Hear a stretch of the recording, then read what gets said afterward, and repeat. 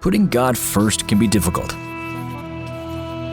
What can we learn from Esther that will help us put God first in our lives today?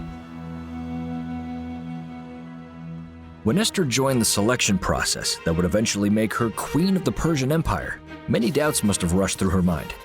Her people were exiles, and their hopes were dim. It looked like God had abandoned them to Persian rule while still requiring obedience. But Esther was beautiful, both inside and out. Even a ruthless king could see that. So, Xerxes chose her to become his queen. Esther enjoyed her palace and privileges she could only have imagined in previous years. After a while, King Xerxes was deceived by an advisor when he issued a death decree against all Hebrews. When challenged to beg the king for mercy, Esther was afraid. It's difficult to put God first when we struggle with poverty and the lack of resources. Yet, wealth and power often also lead people away from Him.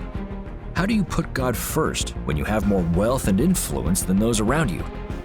Well, follow the example of Esther. She said, "Go, gather all the Jews, and fast for me for 3 days. My maids and I will fast likewise. And so I will go to the king, which is against the law, and if I perish, I perish."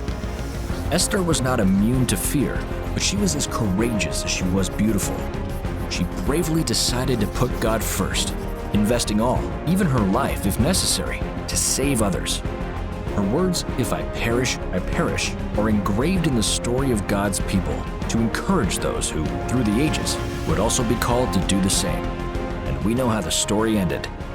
Esther put God first. Her example compels us to do the same. As the deacons collect the tithe and promise, we are challenged to put God first.